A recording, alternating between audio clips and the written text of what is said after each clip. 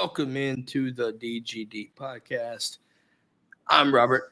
Got a special guest tonight, Jim, also known as Star Wars Dog, over on YouTube. Jim, what's up, man? Sir, hey, I appreciate you having me on. Oh, Ready yeah. to talk some more Georgia football on a school night? How about that? Oh, buddy. Yeah, on a nice Thursday night, right? Nice, cool Thursday night, by the way, too. Yeah, finally feeling like fall a little bit. Oh, my God. Please stay like that. Just Ain't going to leave kidding. that there. Sure. Other than that, though, man, listen, we have Mississippi State on the docket this Saturday, the Battle of the Bulldogs, if you will. We all know the real dogs, but y'all know the drill. Of course. So we're going to talk about that. We've got a heavy recruiting weekend. We're going to bring that up a little bit. We've got our best bets, we've got over-unders, and we've got our picks of the week. But first things first, the DG Podcast is brought to you by our friends over at Alumni Hall. Guys, get yourself geared up. It is football time in Athens. You know it, the game Saturday. Make sure to stop by Alumni Hall. Mention us in stores, get 10% off of your entire order. Wait a minute. If you can't make it in to the store, hey, use our website, dgdpodcast.com. Go to our website and then shop Alumni Hall through our website. 8% of your order will go to the Classic City Collective. So if you can't get the 10% discount, what better way to do it? Get 8% going straight to the collective. You're supporting them dogs on Saturday. It's as simple as that. Get jerseys, shirts, polos, cold weather stuff is out. Guys, they've got everything, and it's all licensed as well. Am I seeing that right? Are they selling a fire pit too? They do. So if it's getting cold, Ooh. guys, what better way to start by a little bonfire outside? Get you one of those. Get you a fire pit. All right, get you a fire pit, and it's always at Alumni Hall. Thank you for supporting the show. It's where the dog fans shop. All right, Mississippi State. Mississippi State. Sir. Now I got to ask this question for everybody in the chat and us. We'll discuss this. I posted this up. I want to start with this. What are you looking forward to most in this Saturday? What are you looking forward to seeing the most? Interesting. For me, it's gonna be the same thing I was looking for last week, which would be offensive efficiency and clean execution. I think, well, okay, and I'll give you a second one too. On the opposite side of the ball, I need to see better tackling. Period.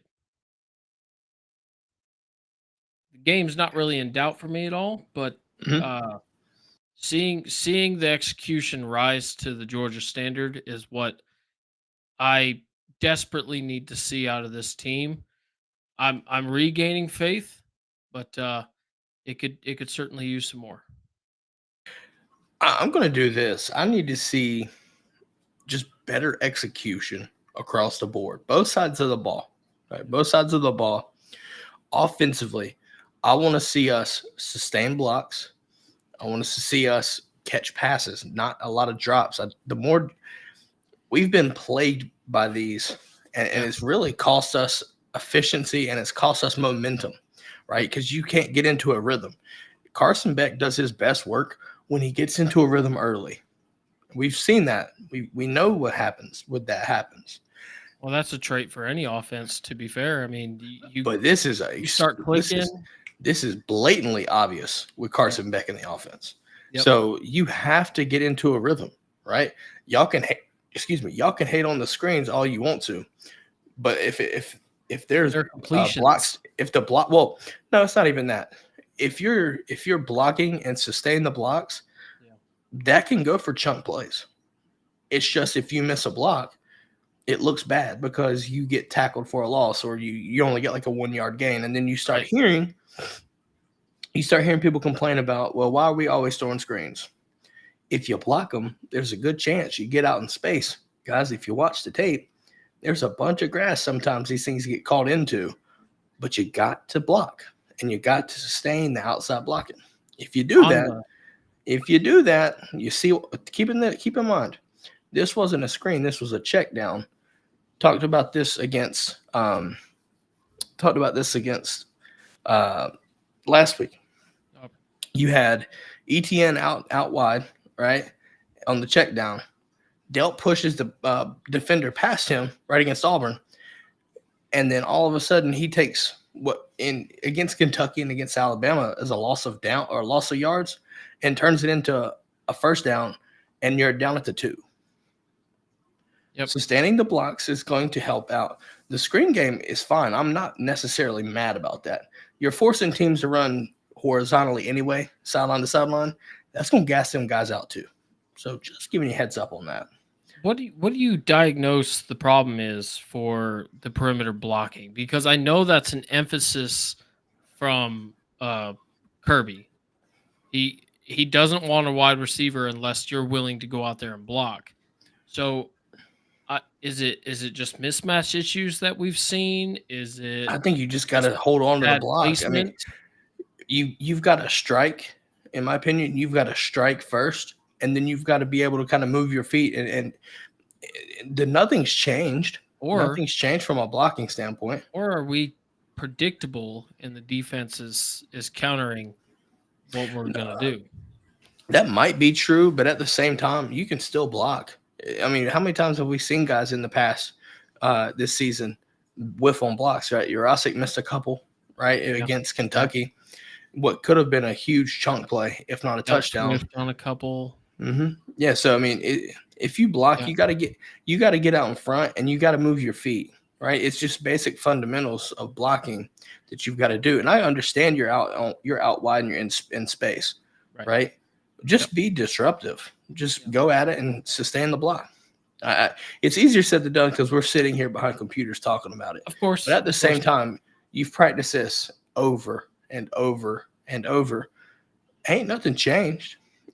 Kirby Smart says it easy. It's you block the guy. You tackle the guy with the ball. You block and stuff like that. You just do fundamentals. If you do them right and practice them all the time, you get better at them. You should win the game. Yeah. Sometimes it is that simple. It's easy said than done, but it's that simple. For sure. How's your barometer on the offensive line right now? Like, do you think we're finally, the best we can in the right positions, or ultimately I still feel like there's some shifting around that needs to be done. I think the question stems from Jared Wilson. How is he going to go? If he's going to play this weekend, that'll help answer some things. I'm not opposed to playing Drew Bobo if absolutely needed to give Jared Wilson some more rest. A fine job out there. I did too. No, I mean there was a play where he misidentified something and he got beat. But at the same time, his first start, I'm not going to hold that 100% against him. But I thought he's played very well for what it's worth when he's come on the field. And on top of that, I feel like him and Beck, like, nothing felt like it skipped a beat. Like, I didn't see any bad snaps. They seemed to be on the right. I don't feel like any offsides were caused by miscommunication between the two. Like, it all felt like, nothing's missing, right? Yeah, and I think what you're saying there too. If you watch the run game, it kind of got better too. Now at the same time, I think Jared Wilson's just fine too. But at the same time, I'm just kind of looking at it in a sense of, just also Auburn did some things that opened up the run game for us too. So I'm going to be obvious. I'm going to be fair on this. They took advantage of it. Yeah. But at the same time, Auburn playing two high safeties opened up the box a little bit more, played lighter boxes, and that helped out a lot with the run game. For sure. Looking at Mississippi, though, man, Mississippi State, they do a mixed front. So sometimes they'll do 3, sometimes they'll do 4. So their personnel depends on when they come in, who their personnel is will kind of dictate what they do, schematically there. But if I'm Carson Beck and if I'm a Georgia fan more so than anything, I think my thing is I want to see Carson Beck play efficient. I want to see him play smart, and I want to see him gain his confidence. I want to see if that means shooting vertical shots. I need to see his confidence.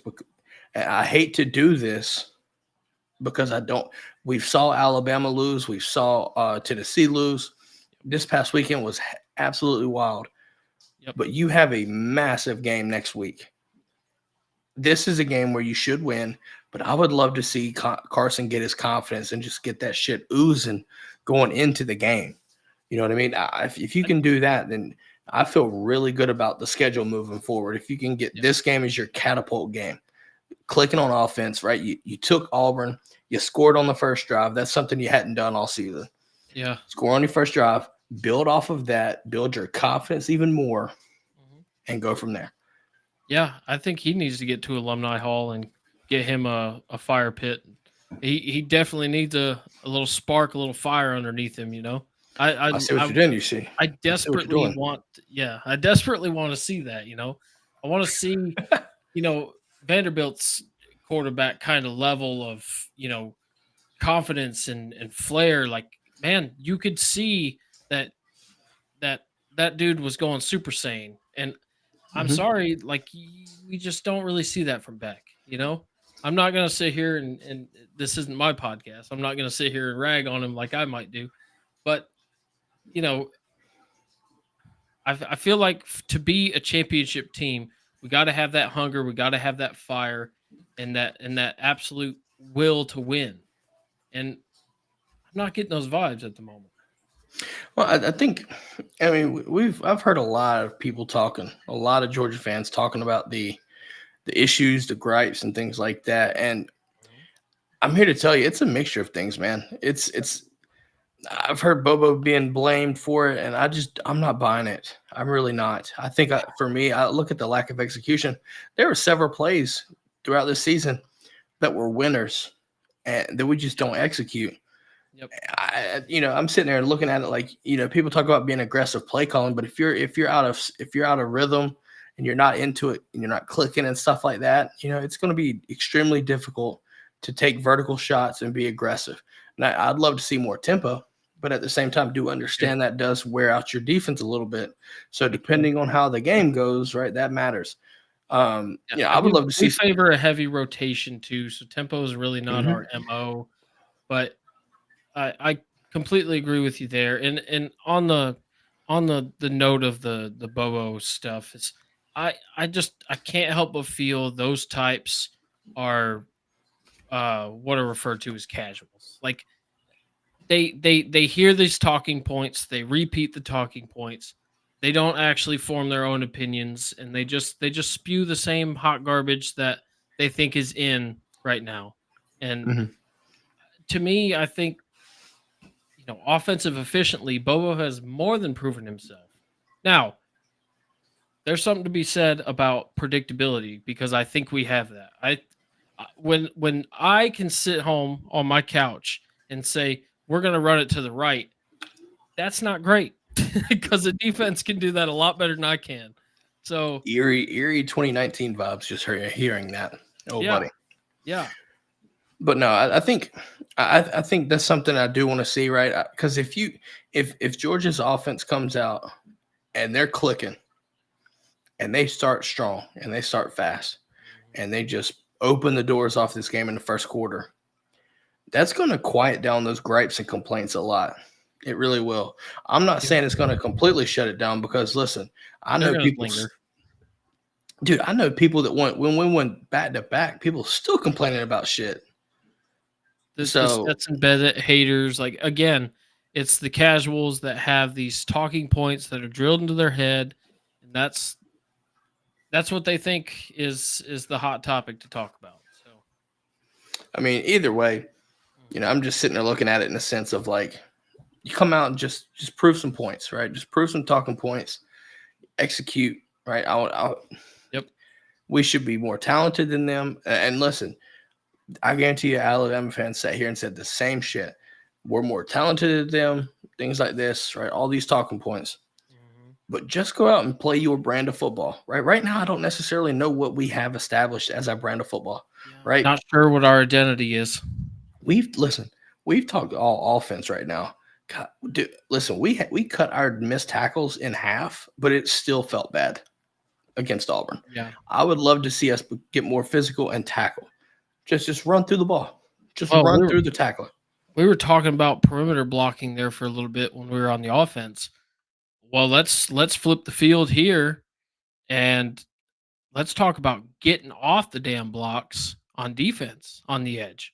We can't set an edge to to to frame a house right now. It's crazy. We can't get off the blocks. I see a man being blocked going downfield 15 yards, and I at this point just fall down. You'll probably get off of him quicker. Jeez, it drives me insane. Like you got to shed them. Definitely. Well, definitely gotta make tackles up, man. Because we had situations, and you create some good negative plays that just you miss one tackle and it just gets a couple positive play, a couple yards, and it doesn't seem like much. But if you have the opportunity to put somebody behind the sticks, then you've got to make it happen, right? You've got. I'm not going to get too far ahead of it, but yeah. Let's do this. Let's just see this from a Georgia Mississippi State standpoint, right? Mississippi State probably the bottom of the conference, if you will, right? We thought Florida was bad. I think Mississippi State's a little bit worse. And under beating Mississippi State saved his job for that week. That's so crazy to believe. Right? So crazy to believe, but I hear that. So you've got Mississippi State year one under Levy. Got a pretty good offensive regime there, right? Resume, if you will, on offense. Do we see any situations where they may be posing problems for Georgia? I mean, I know they're starting quarterback Shapus, excuse me. I don't know which one it was. He is out. So they're looking at Van Buren. But at the same time, do you see any issue? Do you see any concerns that they may be trying to attack us? I'm gonna actually defer a little bit because they've been so trash that they haven't garnished my attention. Like I didn't even watch the Florida game. Like I really don't know what they're about. I mean, just brutally honest there. I'm just hoping that we don't have a Vandy instance on our hands, which I don't think we will. But this year is shaping up to be quite hectic. So, yeah, no, you're 100% right. I think they're gonna try to do some things to try to attack us in our secondary. I think this is a game where our defensive front with Tyrion Ingram-Dawkins and Mike Hill coming back a little bit healthier than before. I think those guys early on wreak havoc or should wreak havoc, right? That's something I kind of want to see as well. I do just want to see some pressure and sacks. You know what I mean? I just want to see getting home, things like that. I can't wait to see that happen. I really need to see that happen. So I guess for me, I just want to see us create more havoc as well. But I think it's going to be hard for Mississippi State to attack us vertically if TID has the game that he's been having. If he has another game like that, it's going to be extremely hard for him for them, to really press us downfield. Not saying they can't by any means. I'm not saying they can't, but I think it'll be difficult if we can get pressure as well. So I really want to see that. Who do you think? We'll do one offense and one defense. Okay. Who do you expect to be the impact player? Let's do our impact players. Expect or want? Impact players. Who do you think it will be? You can do. I mean, if you want to do offense first, let's do who do you want and who do you think it'll be? I want. Ooh. Okay, so I'm kind of torn. I want Lawson Lucky to really explode in this, but I think I would rather, because I think we do understand the commodity that he is. So I think I would rather go with, I want to see London Humphreys really come on the scene, because and we have a small sample size of what he's capable of, but I think he's shown me physicality, which gives me hope, and I want to see him showcased. Now, who will? I would imagine ETN, probably. I think it's going to be a classic Kirby script. We're going to try to run the hell out of the ball and just try to call it a day. I'm sitting here looking at it. I think we're going to have a vanilla game plan, right? Very. Because you don't want to give too much. You don't want to give too much away, knowing that Texas is on the back end of this. With Colby Young, how much weight do you put in that though? Because we already played Alabama, and coming from behind. So I think they're going to be you scheme for them differently. You try to attack them differently. So you probably don't want to put certain things that you feel like you could attack Texas. You know what I mean? Yeah. I mean, we'll see what that looks like. But no, I think for me, I do want to kind of go back on it. Right? You're looking at a situation with Colby Young being suspended indefinitely. It's really going to shake up this receiving core and honestly how we look at. Yeah, Colby Young. You didn't hear about that? No. So Colby Young got suspended indefinitely for some charges earlier in the week. So that is going to impact how the offense runs based off of his niche in the offense. More London Humphreys then. Awesome. I mean, and I think that's the question too that we want to see, right? You've got Dylan Bell at the X, but who's the other kid that receives punts? Anthony Evans? Yeah. I would love to see Anthony. I would love to see Anthony Evans. Who I want to see get this, Nate Frazier. I think this would be a good game for Nate Frazier to have just a breakout type game. I was glad to see him get some run against Auburn. Thought when he came in, he ran hard. Obviously, been some issues with pass protection, right? He didn't play. I don't think he played against Alabama hardly at all, if not at all. I don't think he did at all. Yeah. So, I mean, and honestly, the game dictated that, unfortunately. Right. So, in this game, I feel like there is a good chance that Nate Frazier could be a big impact player here.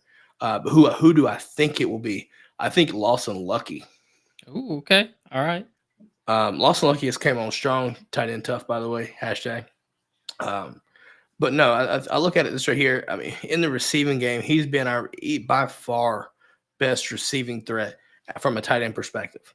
You look at the linebackers, depending on how they scheme this up. You could put him out on a mismatch on a slot corner, depending on how you want to attack it, or try to get him in space maybe down a seam or something. I want to see him get more. I want to see him get involved. I think you've been doing a good job at doing so. But I think he has a big potential to kind of be that big body receiving problem, if you will, now that Colby Young is not there, right? I don't see him doing the same thing that Colby did in regards to being on the sidelines.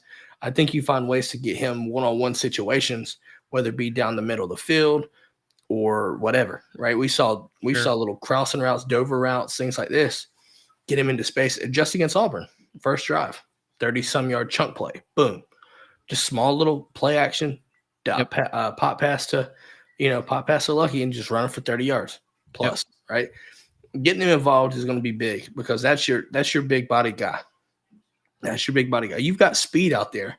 A lot of our receiving threats are really out of the slot. Yeah. So our talent is there. You look at. I'd love to hear Nitro Tuggle. I'd love to see Sokovia White. I just think realistically early on to get this game out of hand, I think you're going to see us go to a guy like Lawson Lucky. So that's where I'm thinking it's going. Right. Well, and if Delp can shake the drop bug that he currently has, honestly, he's schemed well. He gets open well. And that's why he's targeted as much as he is. Unfortunately, he doesn't reel him in, or he hasn't to the level that we need him to. Mm-hmm. But that's not to say that can't be cleaned up. I think I used to call him Brock Bowers light back last year. I got you. Of course, that's an unfair metric to compare him to that beast of a man, but He could pop back in, and I don't think Kirby's given up on him. You obviously see him get out there for meaningful snaps. He gets targeted on meaningful downs. It kind of reminds me of Arian Smith's season where he just was plagued by the drop bug. And I don't know what to do with it because it becomes mental, but it only takes a couple of good receptions and a little bit of yak to completely flip that and erase it out of your mind, and then they're right back in the fold. And if that were to happen, it couldn't be at a better time before going into Texas. I would love to see that happen because I don't want to give up on the kid. I think he's a it'd be valuable crazy. I member of think the you'd be team. crazy to. I think you'd be crazy to do that at this point because Right. he's our best. At least at the very worst, he's our best blocking tight end right now. Yeah, and even that, I mean that could matters. be And that matters. still worked on. Yeah, for sure. Let's slide over to the defense, man. Who do Mhm. you want and who do you think will be the impact player for this week? Well,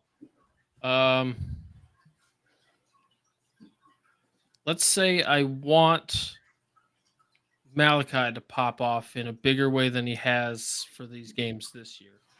I think we desperately need that, but I think it's going to be Dirty Dan again. I think Dirty Dan is going to get. I mean, the dude is just a baller. I mean, he's surprising a lot of people. Definitely surprising some people. I think a lot of people have been wanting KJ Bolden and Malachi to be playing, but listen, Dan is balling right now. he's doing it. He's doing He the is thing. absolutely balling right now. So Mhm. I can't be mad about that. I want Malachi Starks as well. I want to see him. He's been kind of playing less than the standard, the expectations that Right. we've set for him as Well, it's fans. tackling for sure. But at the same time, I think that's why I want him to. I want him to just have a great game, be an impact player, Mhm. and set the tone on the right. Get back on the right track in a massive way. You know what I mean? Who I think it will be though, I think TID, man. He has just been consistently, when he's healthy, he has been consistently dominant. And it was Under 2.5 sacks. Oh, we're gonna have to wait that. We're gonna wait on that because we have over unders to talk about later. Okay. So we have to wait on Little this. preview. Little bit of a preview there. Absolutely. But no, TID, I think honestly, if he has the game that he can have, and if he does another game similar, Yeah. I think it sets the tone for us in regards to the defensive pressures and havoc that we can cause against Mississippi State. 100%. I would love to see him set the tone for that. And I think if he does that, that's going to help out a lot. Rudes says that TID was his guess as well. Rudes, we think alike. Okay. We know why. Right. We know why, Rudes. We know why. But I think that'd be good. I think those are some good, excellent players. I got to do this. Special teams matters. I want to ask you yes or no question. Yep. Could this be a game that we see a special teams touchdown?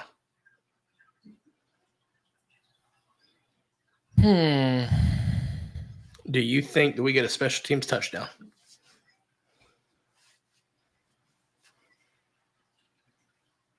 As much as I'd love to see it, I'm going to go with no, because I think the game plan is going to be very vanilla, keep all the game in front of us. And I feel like it's kind of clear at this point that Kirby does not like taking a punt out. See, you're thinking that way. I'm thinking a defensive special teams. So like a blocked, maybe a block punt return. Punt. Yeah, maybe. Potential. There's good odds that we have them backed up. Maybe even a safety. No, well, that would just. Well, that's not necessarily special teams, but I get your point. Right. But no, I mean, I agree with you. I agree with you. It's extremely difficult to see those kind of things. But even if this game does feel that way, we're talking about special teams roots. But I do think a pick six would be lovely. It's on the table. I think. Dude, I'd love to see that. I'd love to see that. Give me a. We have yet to get one this year. I want to. You know what? Hold on, wait. I want to ask this. Since we brought that up, I'm gonna pose the question to the live viewers. Who gets the first pick six of the season? You answer it in the chat. If you're here listening and watching, let us know what let us know your choice, and we'll read them, and we're gonna talk about this. I'm calling, and I think it might surprise you. Julian Humphrey. I don't hate it. He's in those positions that's possible. He would be on the perimeter more than likely. Yeah, that I don't hate that. Although I got CJ Allen jumping a route. Oh, you'd like filling the Kobe Dean-esque, huh? Yep. I mean, I'd love to see that against Florida. Jumping around. Oh my God, yes. Just getting back at that. Just getting back at that. Can't wait for that. Yeah, no, I think that would be fun. But no, I think Julian's with his speed. I like his coverage. I know he got beat against Ryan Williams, but let's be honest, at this point, Ryan Williams is just a special player. But at the same time, I'm looking at it. I'd love to see that. I just would love to see Julian Humphrey shut shit down and do that. You know what I mean? Now, if we're talking all time, what I want to see a defensive lineman get a pick six. Dude, give me hold on, wait a minute. give me a big job pick six would be absolutely nuts. Oh God, I love that so much. Dude, I would hell no. If I'm telling you right now, if Jamal Jarrett ever gets a pick six, I'm calling that dude immediately. You get a tip ball off the line, a big man comes down with it, takes it 5 yards to the house. You know what? I don't even give a damn. I don't care how many yards it is. Yeah. I'm telling you right now, he better rub his belly on that. Yeah. I need to talk to him and see what he would do if he ever got in that situation. Apparently, me and Rudes are in each other's minds. He had Humphreys as well. Dude, listen, great minds think alike, Rudes. As simple as that. Hey, let's manifest it into existence. Absolutely. If it happens, we'll be celebrating it on my show Saturday. Let's slide over into the next piece right here. The keys to victory. What do both teams have to do to come away with a victory this Saturday? Do you want me to start or do you want to start? No, please. Don't get hurt. If you just play your brand of football, you're going to win this. Just make it through the dog walk. I think you'll be okay. And that's sarcastically accurate too. Yeah. I say that, and then I just realized that Vanderbilt just beat Alabama, but this is not Vanderbilt. This is not Vanderbilt. Well, this is Vanderbilt of old. This isn't Vanderbilt this year. Vanderbilt this year is a different thing. I see what you're doing. You're trying to push me into something that I'm going to bite it and not like. I see what you're doing here. But no, I definitely think you should just beat them just by showing up. And playing your brand of football. If you just play Georgia football, you will absolutely dominate this game. Absolutely dominate this game. I'd love to see starters starting to come out. Well, that's something serious in the second half. That's definitely something that's on the table, right? But this is the thing. You have to execute. You have to get ahead, and you have to be dominating for that to happen. Right. We have to keep that in mind. That would all imply that Georgia gets off to a fast start. Like I've been wanting to see, like before the season, I was looking at a situation where we could get Gunner or whoever the backup quarter was and reserve guys, freshmen, whatever, a lot of run in garbage time. And we haven't really had that to this point. No. This is one of these games where you have to get guys a ton of reps. Get Carson hot and ready, like a Little Caesars pizza. Yep, and then, sit there and send him on his way and prep for fucking Texas, going about it that way. Let Gunner get some reps, operate the offense, stuff like that. I want to see that. We need to see that. The question is, will you? If you play your brand of football effectively and execute, you will easily let that happen. Yeah. Well, and I think it's important to get off to a fast start because in order for that to happen, we have to put them to bed as quick as we can. Yeah, I mean, Kirby Smart saw Alabama lose to Vanderbilt, and I'm telling you, old buddy was bricked up because that's his easiest ammunition to focus because anything can happen. Yep. And then you see Arkansas beat Tennessee, and my man looked like Vince McMahon falling out of the damn chair. Easy. It's easy motivation to, hey, listen, we've got to focus and play aggressive the whole time. This should be preach. We'll see what happens. But you can't overlook this team. You just can't allow opponent to stick around. They could bite you. Now, on the contrary, No, actually, I don't even think. Did you? Yeah, I'm gonna let you go. What does Georgia have to do? Well, I guess my key to victory, and I'll keep it in the same kind of simplistic kind of uh, line of thinking. Just execute, man. Stay sound in your assignments. Catch the damn ball when it's thrown to you. Cover your man. Block, and we'll get out of there easy early. 6:30. Well, I guess technically 7:30, and we'll Yeah, call it a day. basically. Yeah. Yep. Let's do this. We've talked enough about this game.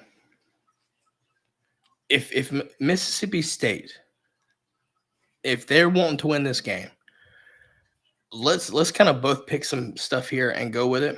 First things first, you're going to have Georgia. You're going to have Georgia playing extremely sloppy football and playing out of rhythm. Miscues. Consistently. Yep. Consistently. Right? So that's one of the things. You have to hit several explosive shots, connect them if you're Mississippi State. Yep. Right?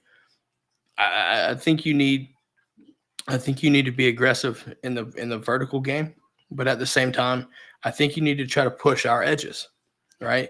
Consistently sit on the if you can, right? If you can sustain drives, right? Sustain drives if you're Mississippi State. Constrict the clock. And if you're sitting there, if Georgia's playing sluggish offensively, and you're constricting the clock and you're not giving them opportunities offensively to try to go down and score, that is arguably the best way to do it without any turnovers. However, I think with Mississippi State, if you're going to win, you're going to have to turn Georgia over. Yep. You're going to have to do it. Yep. I think you're going to have to turnovers, forcing punts, miscues for Georgia special teams, things like this. It gets this feeling, I'm telling you, it gets this 2019 South Carolina vibe all over it. Yeah. It feels just like that. Yeah. Harry Leggy in the building. What's going on?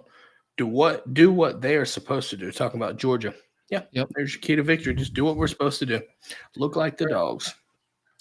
Let's do this. Yeah. If State has any chance, I mean, I don't see this in any way shaping up to be like Vandy, Alabama, where we are gonna just get bullied and their will is stronger than ours. I think it's going to come down to us just screwing the bed, just screwing up, making mistakes everywhere, and I think that's what it would have to be honest. I just really do. Let's do this. We've talked about the game, but there is a massive, and I mean massive, weekend for recruiting. And I think we gotta start with the one name that everybody is just on edge waiting for this, and that's Elijah Griffin, right? 5-star defensive lineman down out of Savannah. Birthday is Saturday. He's bringing a bunch of family, right? I think the question poses, right? Georgia's in a great spot, by the way, too. Right. The question lies, and I'll ask it for everyone too. Do you think that Georgia closes the deal this weekend and comes away with a recruitment or with a commitment? Well, I'll counter with a question. Ooh. Do you think Georgia fans answer Kirby's call to be better? Because that is a huge part of it. If these recruits receive the same or similar atmosphere as Auburn, factually, it's not as enticing. If your home game doesn't feel electric and it doesn't have that juice to it, and that's determined by the crowd and their their juice, that could play a factor. Now, you know Kirby's what? Put the call out. I'm gonna play Inception. I'm gonna play Inception on this. I asked the question: do we think you'll get the commitment, or do we think Georgia gets a commitment from him over the weekend? To which you reply with your question. I'm going to answer a question inside of a question. Okay. Or actually, I'm going to give you the reason for your question to question. Okay. Do we think Georgia executes and creates enough havoc and shows what we need to see, which causes then the fans to go buck wild, which then causes the recruits to be like, oh shit, and it's wild, and they may you see what I'm saying? You So see the inception there? I hope so, although I don't subscribe to uh atmosphere needing to relate to execution on the field. I understand that it does have a place, but against Auburn last week, we had we had Auburn, a hated rival, on third down and butts were in seats. Like that that's You just, know, you fair, know, and, which kind of goes back to, and I hate to do this, but it goes back to your comment about Kirby Smart and the fan base, right? This all stints to I think there's some context there, but I see both sides of this, right? We look at the hurricane impacting some folks, and also homecoming crowd is not as always as giddy and right, rambunctious right. as normal. However, Kirby has a right to tell the people that showed up to the game, Yep. Yep. right? Because now it may not have been full, right? And maybe the hurricane had some factor there, right? Maybe. Nonetheless, the people that were there, he's challenging you, right? I think we know the South Georgia folks, the people that were impacted, that we know the rowdy ones, right? The rowdy ones that come in that Not hate the Auburn. country club Well, members. think about this. Think about this. Down South Georgia folks can't stand Auburn. I can't stand Auburn, but I know they can't stand them. Those folks were the ones impacted the most by this hurricane, in my opinion, in the state of Georgia specifically. Yeah. Especially, so if I'm looking at it that way, it would have been interesting to have these games flipped, because I think now that people are, with getting power back and all these other things that, getting back to normal life, it opens up the situation. Maybe it would be a different ball game. However, we can't do that. Right. I understand it's Mississippi State, but as a fan base, just having the electricity in the stands, guys, we always want these recruits and we always want to see these things. But at the end of the day, I want you to understand this. All you have to do is be loud and be electric. Okay. Yep. Recruits, they see what's on the field. That's up to them to decide. Right. But one of the things that they love to do is seeing a raucous environment, even when the opponent makes it not seem that way. Yep. Yep. Because If so we many do, schools do that right. So many and listen, schools and fan and bases execute. I understand. I understand the fans' perspective. There's no, if we're not getting what we want on the field, we're not going to give you what we want and be a loud atmosphere. However, that shit matters. And it's deeper than just what you're seeing on the field. It's what's coming behind that. Also, let's It keep matters. perspective. That's and just where I'm at understand with that. 100%. Let's also keep perspective as Georgia fans and understand we are in the glory years. We are in the best years of Georgia football, like program history. We are on a tear. We are constantly in the conversation. We're always right there. Even if what you're seeing on the field isn't as satisfactory in the moment that you think it is, why don't we take a couple of step backs and acknowledge that as a fan base, the product that we are being given is the best that we've had in years. So let's respond in kind and give that energy, and let's just remember that we're the University of Georgia. And if you're gonna come play in our stadium, our fans are gonna let you have it. I mean, I want people barking at motherfuckers all day. Like Damn right. listen, we're the University of Georgia. We're the Georgia Bulldogs. They want to call themselves Bulldogs. Show them why they shouldn't even be called Bulldogs. That's right. Simple enough. Simple enough. Right? You do that, and I guarantee you Kirby's gonna love it. And he's gonna and I think the players would love it.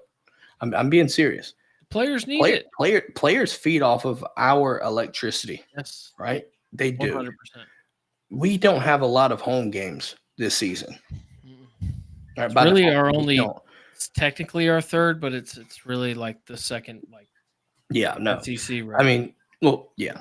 Well, But I hold mean, on. at the same time, listen. While we may agree to disagree on this, whoever's listening, watching, Sure. you may not like the production on the field, but I guarantee you, kids will play harder. They will do those things better with a fan base, especially at home. If you were into the game and you were loud, right? Listen, you shouldn't be your loudest when Alabama score is on the board. You should understand the circumstance, guys. Right. There's third down in situation in a close game. You should not be sitting down. And I understand that not everybody Not even a close maybe game. listening to in a You should close be game standing up against a huge in rival. garbage time. Well, yes, that's a little bit more, I understand it, a little bit more difficult. However, the real ones know. The real ones know. That's right. Anyways, like I said, we got Elijah Griffin. I think, in my opinion, I put this on our fourth wall. We moved over from Patreon. If the link is in the description, whether you're watching or listening, by the way, put that over there as part of the video. As part of a visitor list. Elijah Griffin coming in on his OV. God, I'm telling you right now, I just get this strange feeling that Georgia comes away with a massive commitment this weekend. Now, I don't know if he's going to publicly commit, make it public, right? I just feel decent. I have this little gut feeling, right? You might get a huge commitment. Why not? Not to Why put you not? too much on the spot, but what is his other potentials? Do we know What do the you other mean? schools that he's eyeballing? For Elijah Griffin, I want to say maybe it's South Carolina at one point. I know it sounds kind of crazy, but I know there was a few teams there. Probably, I'm saying probably Alabama there. You got USC, Miami. USC and Miami were his final three. At one point, he was flirting with South Carolina and Alabama, but since then it's Georgia, USC, Miami. Those two schools kind of make you nervous, but I'm telling you right now, I just get this feeling he'll see some good football, and I think he'll be a dog. That's just my opinion, and you can read over on fourth wall as well. Like I said, link is in the description there. And that's not just the biggest one. I mean, that's the biggest one, but you've got some interesting names here. Chase Linton, 4-star edge. He's coming on a visit. You've got big name guys like Isaiah Gibson, Darren Akinnigbon, Kevin Wynn. I think is another massive one. That's a Florida State D-line commit. Someone up here near me, close by, PJ Dean, 2026 offensive tackle out of West Forsyth. He's coming. You've got a couple commits already in the Georgia roster. Like I said, you got Isaiah and Darren, but you've also got Jonte Gilbert. You got Elias Williams, Landon Rolden. Another name to watch out for. I also talked about this on fourth wall. Rashawn Dinkins, Georgia Tech commit. Watch out for that. You got some Alabama commits. Dorian Barney from Carrollton. Anthony Rogers, the running back. That's another one. So you're looking at a ton of guys, and that's not all of them, folks. Tavion Wallace is another one. How we want to handle linebacker CJ Gamble. The list is long as shit. It is absolutely long as hell. Huge list. So this is a game where Georgia handles business, and you do it like in a dominant fashion. Yeah. Now, part of my nasty narrative here, Jim, is because Alabama lost, Alabama commits want to see what's up with Georgia. But that's just a nasty narrative. It could Just be. nasty I mean, narrative. the Nasty current mindset of college players could be certainly leaning that way. What can you do for me now? That Yeah. kind of thing. But yeah. But no, I think this is a huge weekend in recruiting for Georgia specifically. It's a huge weekend. Huge weekend. In regards to that, though, I think when you look at it, right, Chase Linton's another name that I think people need to pay attention to, right? He's uncommitted. He was a Rutgers commit. That, right, decommitted, kind of went quiet, if you will. That's one that I'm looking for to see how things go. Dirty Dan, and not Dan Jackson. Dan on the show called out a name that people needed to pay attention to. Dion DQ Forkpa out of Mill Creek called that. and he will be taking a visit. He'll be taking a visit to Athens as well. So it'll be interesting. Also, when you have a Florida commit, I don't care if he commits or not. It's just fun to watch the Gator fans sweat when they come to visit Georgia. Just going to be letting that know. So if you're curious who that is, Jeremiah McLeod, he's a D-line commit.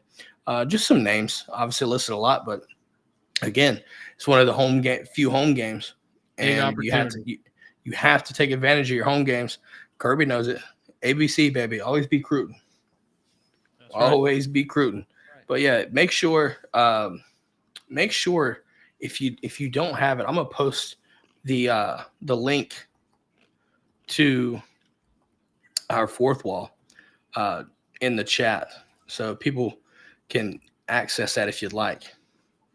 Just gonna let that be known. Definitely think it's something that people should pay attention to. Mm-hmm. So we'll do that, and then go from there. Yeah. So I posted it up there. We'll go from there. Feel free to join, guys. We got free stuff, but at the same time, it helps support the show, by the way, too. Moving on. Anything revolving around this Mississippi State game, Jim, that you want to go back and touch on before we move on? Not feeling any big narratives at the moment. Again, I think we just need to see good execution, and as fans, we need to show up and put on a show. I mean, it's a good what they say 4:30 kick, somewhere around there. 4:15, yeah, 4:15. So yeah, it's a little bit different time, but yes, 4:15. Let's do this. Let's move on to our over-under. So the high top over-unders for week 7. We'll do this first. So, Jim, you haven't done this before. So our friend Jeff of the show gives us 5 over-under situations. And all we do is we determine whether it's over or under. And then we find out the results. And then we wait. Right? It's like fishing. You drop it in and you wait. Sure. So for this week, the categories are Carson Beck, over under half an interception, Nate Frazier, half a touchdown, UGA defense, over under combined sacks of 3.5, Gunnar Stockton, 63.5 passing yards, and Nitro Tuggle, 1.5 receptions. We're going to start with Carson Beck. Over under half an interception. Does he throw a pick? Under. So you've got a clean game. I've got a clean from the game. Signal Caller 1. I've got a clean half because he's not going to play the whole game. I like that. I like the way you're thinking right there. I will also go under. Actually, no. Let me retract and think about this for a second. Let me think about this for a second. Feeling something in the air? Part of me wants to be a clean game for him, right? No picks. However, would it be bad if he threw a pick simply because he was being too aggressive downfield vertically? Would you be mad? If it was just a wild interception, would you be mad if he's attacking the field vertically? This is making me think. However, I know Carson Beck smashed that under. He preserves the football too. He does a very good job. Alabama, be damned. He does a very good job. He will not put it into harm's way too much, especially when the game dictates the fact that he can get away with that. So I will go under. I'm sticking with my initial gut feeling.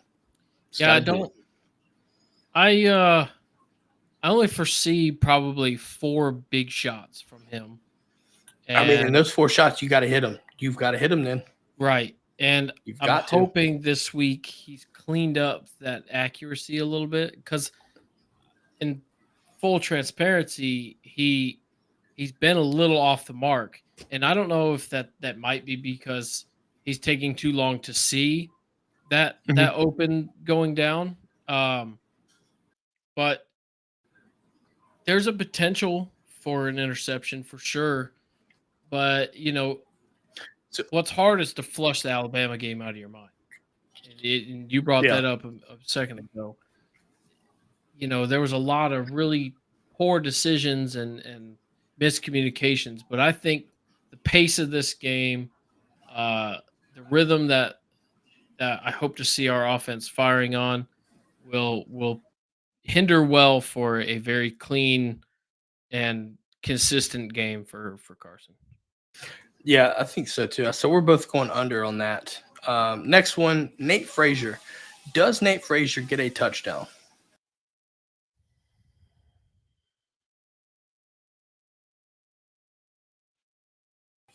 Awkward silence is because he's thinking. Over. So Maybe wishful thinking over. We've got wishful thinking over. I'm gonna ride with that train of thought. I think over too. I think this is the one game that I think you should be able to get into the end zone. I know it's been felt like since Clemson, I believe. I think you get in the end zone. I do. In my mind, I'm mulling over, go to goal situations if we get into those, which I still think because I think we get in from like the 20. I feel like we're not going to be in first and goal very often. I think you'll be surprised. I think you'll be surprised that we run methodically and create situations within. There's a chance that you create situations for guys to get in the end zone. Right. And now at the same time, right, I think that poses a question, maybe makes you wonder what Branson Robinson might do if we're in the red zone. But I think Nate Frazier's that type of back to where it doesn't matter where you are on the field. I think he can get between the tackles or he can hit the outside and be fine too. He hits the hole hard, by the way, and that's going to matter. Yeah. That matters. He's got physicality. Yeah, he hits the hole fast. In my mind, he's our number 2 back right now. I'm not necessarily opposed to it. I'm not. I think when all's said and done, I think Etienne's a clear number 1. But then, yeah, there's an argument to be made that him and Branson are, a little bit where they are. I don't think Branson is fully there after the injury. I don't think he's comfortable. You can see he's not comfortable yet. Yeah. But we'll see. We'll see. Time will tell. Moving on to the next one. UGA defense, 3.5 combined sacks. Do we get 4 sacks or do we go under?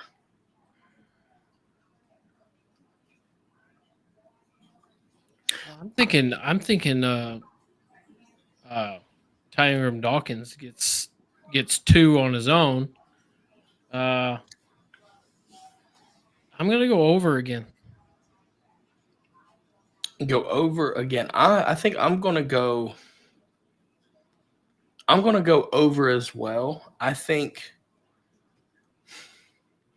interior we can make plays, but also I think you can see some design havoc from maybe a safety blitz or maybe something like that where, you know what I mean? I think there's ways to get to the quarterback. And also, if you cover well, guys, there's a possibility for covered sacks as well. So if our cornerbacks come to play and play physical, there's a chance that you might do that. Now, Van Buren might be able to sit there and tuck it and run, which would obviously impact the ability to get a sack. But I think there's enough time and effort into this play where you get 4 sacks. I think you can get 4 in this game. I think it's very possible. I'm curious. I'm going to look up. Next one. This is a fun one. Gunnar Stockton, 63.5 passing yards. 63.5 passing yards for Gunnar Stockton. I'm going to go under. I think especially if he comes in, we're running the ball. Oh, my goodness. For the sake of it, and I might be wrong, I just want to see this shit. I need to see this shit. And I think everyone else wants to see it. No, everybody wants to see this. You can hate on Gunnar Stockton, but I just want to see my damn backup quarterback come in and operate the offense because eventually Carson Beck will be gone, and we need these guys to do this. True. I'm going over just off of wishful thinking and ambition, and there's no reason for us not to be. I respect it. But I do see the game plan. If he's in there, that majority are going to be handoffs. Now he might get in a couple of 3rd and long situations and what if it doesn't have to be handoffs? What if you just throw a little screen route out of the backfield? Or you see what I'm saying? You can see like those kinds of stuff. We do like this. Give me a jet sweep pass. Give me an Arian Smith jet sweep pass would be dope on an end around kind of thing. Yeah. Buddy, that would That's be a chunk technically a play. pass. It would be. So there's Yeah, potential there. yeah. There's potential. There's potential. Final one, you have Nitro Tuggle. Does Nitro get so the over under is set at 1.5. Over under 1.5 receptions for Nitro Tuggle.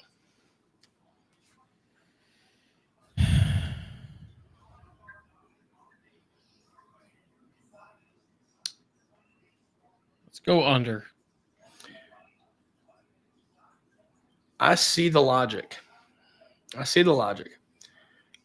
think with the guys that we have, obviously this stems from Colby Young's suspension. To me, I just still feel like I think he could get one, but I just don't see two because there's too many mouths to feed in that receiving core based off of where he is in the rotation.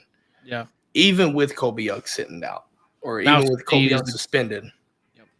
I'm still going to go under. I think this is a bigger placement for guys in our tight end room, dude. Like I said at first, I know you don't have Colby Young, but I'm telling you, the next best thing when it comes to big body receivers is Lawson Lucky and Oscar Delp.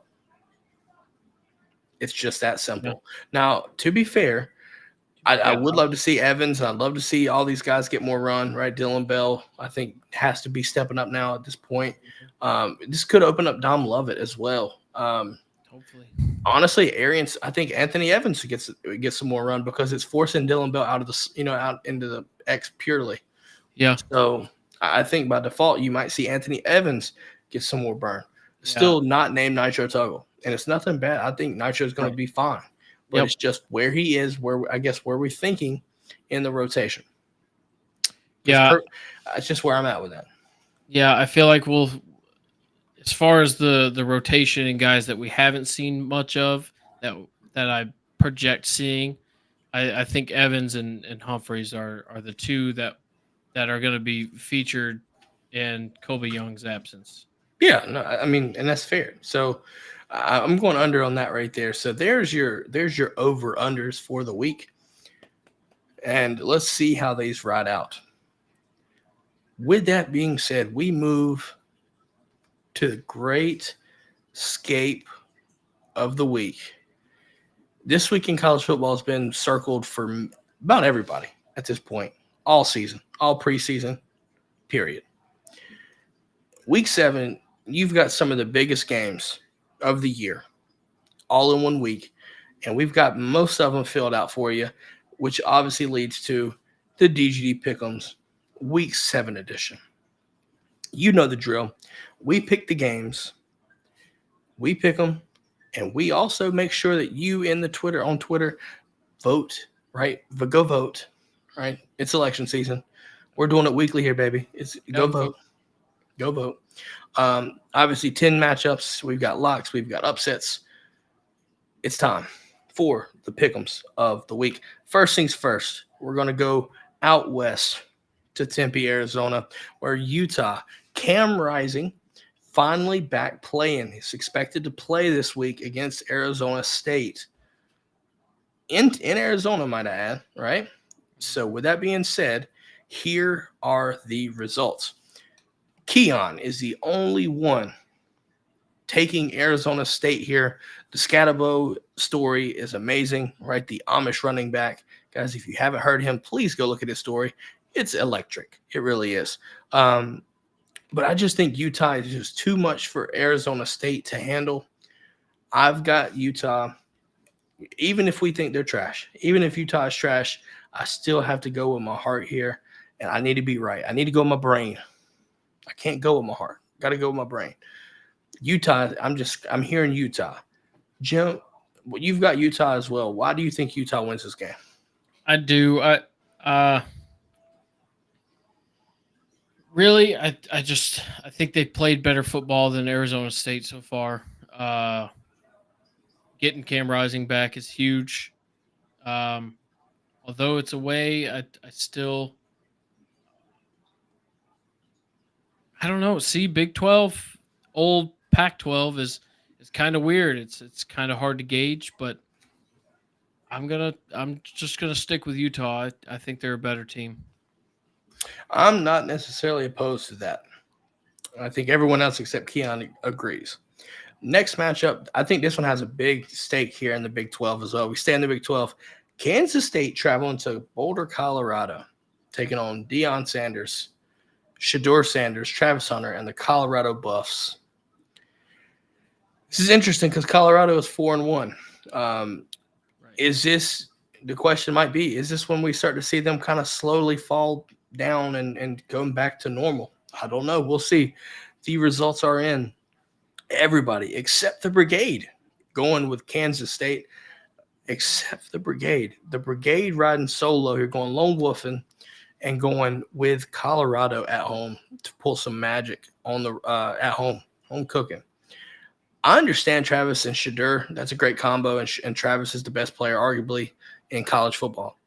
But I just think that Avery Johnson and what they bring to the Kansas State offense has the potential to cause that Colorado defense fits for 4 quarters. Not only, I don't even trust his passing as much as his running threat. That buddy can move. And I just don't know if Colorado can stop it.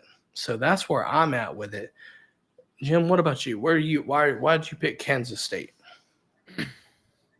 Well, I think Colorado is fraudulent. I don't. What would we say their best win is against Baylor, and that was a nail biter for them. UCF, they're not it. Nebraska kind of exposed them. I expect Kansas State to kind of do the same. I don't feel like they've dropped off from previous years, and yeah, I think I got K-State with that one for sure. I like it. We move to the SEC. Oh, man, America's team for 1 week, Vanderbilt. Going to Lexington, Kentucky, and taking on the Fighting Mark Stoops of Kentucky. Now, with that being said, I'm proud of Vanderbilt. They've done a lot of good things. Now, with that being said, we show the results. Keon, again, is the only one riding lone wolfing it with Vanderbilt. He is the only one to stick with Vanderbilt. So, Vanderbilt fans, if you win and you somehow stumble upon this show, just understand that if you win, Keon cooked it up for you. But if not, he may have jinxed you, by the way. Simple as that. We move to the loser of last week, Alabama, coming off of that loss to Vanderbilt, hosting South Carolina. I think this is interesting. Dylan Stewart. I think Dylan Stewart is going to be the one X factor here for South Carolina, but I just don't know if it's enough. I just don't know. The results are in. I think this might be apparent. It is a clean sweep across the board. Jim, I just think I understand they lost, but I don't see South Carolina beating them. I think they slowly make some changes and kind of get right. It's Alabama. You have to after that loss. I'm sorry, you just have to. Yeah, I agree. As much as I'd love to see it, especially for my boy Caleb, he would need that. I don't think you see 2 monumental upsets back to back. Alabama got outplayed against Vandy. That's clear and obvious. But there's still that Alabama team that played us in the first half that could just get shit done, can really get on a heater, get going. And, in Tuscaloosa, once again, that atmosphere is unquestionable. Yeah, I don't think South Carolina gets it done, man. I think South Carolina is slowly punching air. When Alabama lost to Vanderbilt, they slowly started punching air. Yep.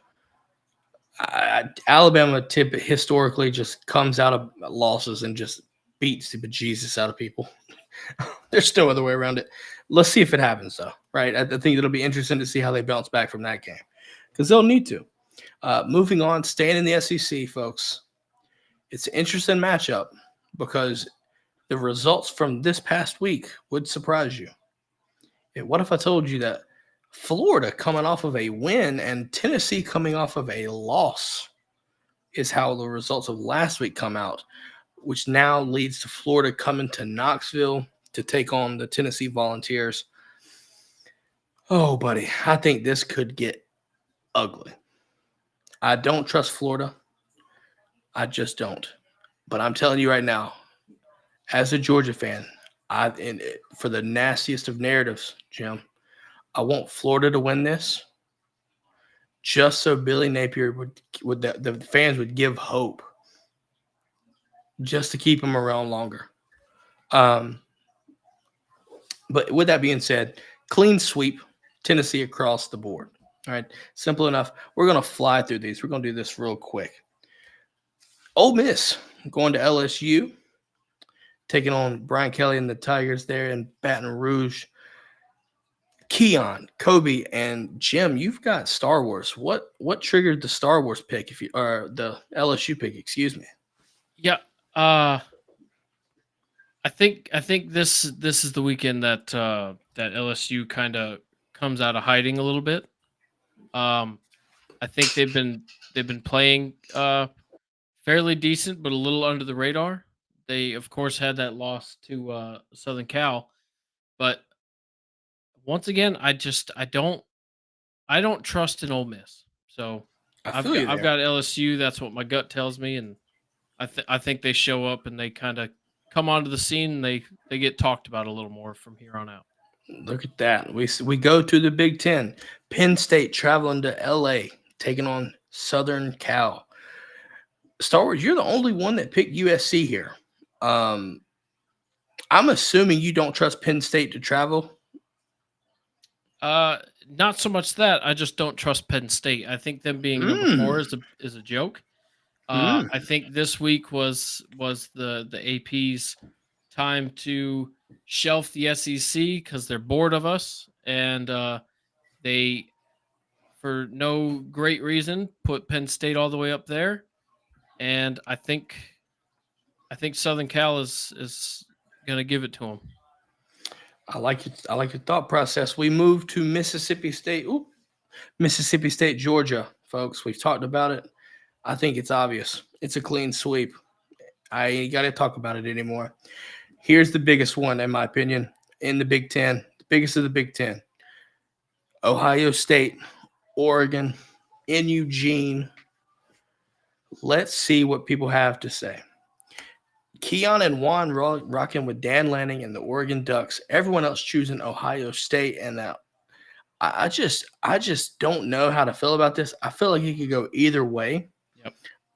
Something about Jeremiah Smith to me feels like this could be the game changer in his defining moment as a freshman receiver that could separate him as being the best receiver in the country as a freshman.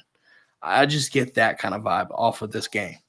Because at this point, that is the biggest moment for Ohio State. It would obviously be the biggest game for Jeremiah Smith.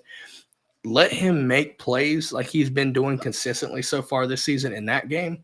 Folks, the freshman phenom will have completely arrived. And as you know, we move to the last game of the week, and you know that means that is Jaden's game of the week. It is Texas. It's Oklahoma. It's the Red River Shootout. Come at me if you think you need to be politically correct.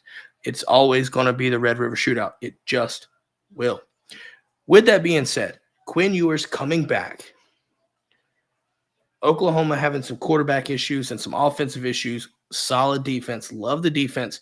I think the storyline, Quinn Ewers returning and basically 5 receivers out for Oklahoma, which kind of leads us to the picks. It's a clean sweep. We think that Texas will win this game. Now, at the same time, I think this might be closer than what people realize. However, I think Texas has just too much to overcome, and I don't trust the offense of Oklahoma at this point. They might pull some things away. Brent Venables is a schematic genius against Texas for some reason. So you might even see a pick 6 or something crazy. But, yeah, that's where I'm at with that. In regards to this, the locks of the week here, I have Clemson, and one has Clemson over Wake Forest. I think you're going to see some bad things happen. Keon is choosing the actual upset to be his lock. He thinks LSU will beat Ole Miss, and he's putting it as his lock. Kobe's got Ashton Genty and those Boise State Broncos taking on Hawaii, covering the minus 20.5. Dan has Ole Miss beating LSU minus 3.5. Moving on to the upset alert. I've got West Virginia beating Iowa State at a +3. Keon and Juan going together here. Stanford plus 24 over Notre Dame in South Bend. Call it crazy. It is what it is. Dan's got Wisconsin beating Rutgers plus 2.5. Kobe's got Colorado State beating San Jose State with a +1. With that being said, that is our picks of the week. We also provide you our best bets of the week.